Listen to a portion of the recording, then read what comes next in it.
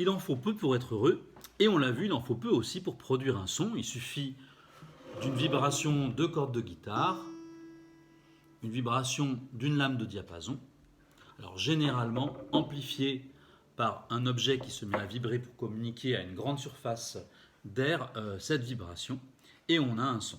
Alors on peut produire aussi directement un son, on l'a vu en faisant vibrer de l'air par exemple à l'intérieur de ce qu'on va appeler une colonne d'air, c'est le principe des instruments à vent.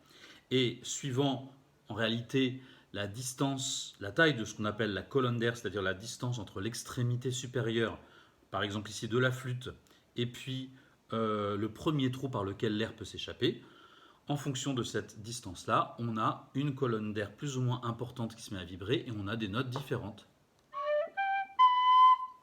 Vous êtes d'ailleurs tous peut-être déjà amusés à remplir plus ou moins une bouteille d'eau et souffler dedans.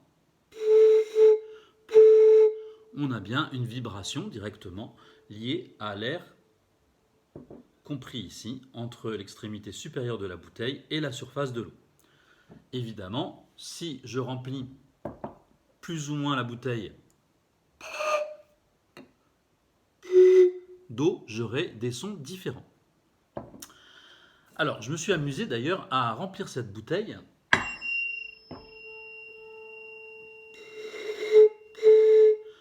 de manière à avoir un son assez proche de la note de ce diapason. Il s'agit d'un La. Pourquoi je me suis amusé à faire ça? C'est pour vous proposer une expérience de résonance que vous pouvez reproduire chez vous. Alors avec un diapason, si vous ne l'avez pas, avec par exemple un téléphone portable muni d'une application qui vous permet par exemple de produire la même note. Et on va regarder ce qui se passe quand j'approche les lames de ce diapason, de ces bouteilles, dont une seule est accordée finalement avec la note du diapason.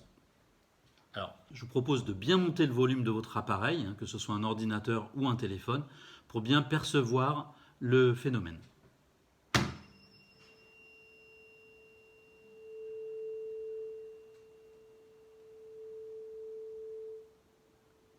Je recommence.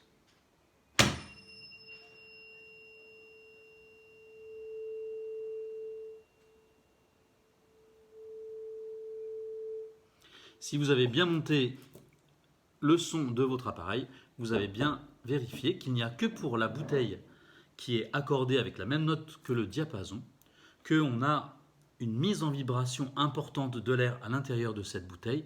On dit que l'air rentre en résonance, en tout cas la colonne d'air rentre en résonance avec le diapason.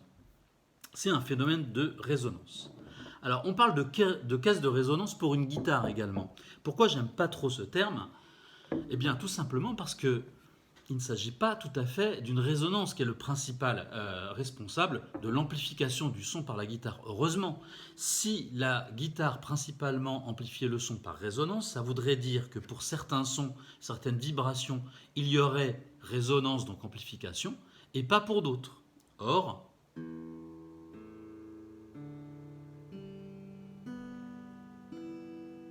pour toutes ces cordes qui vibrent à des vitesses différentes, on a un son sensiblement amplifié de la même manière.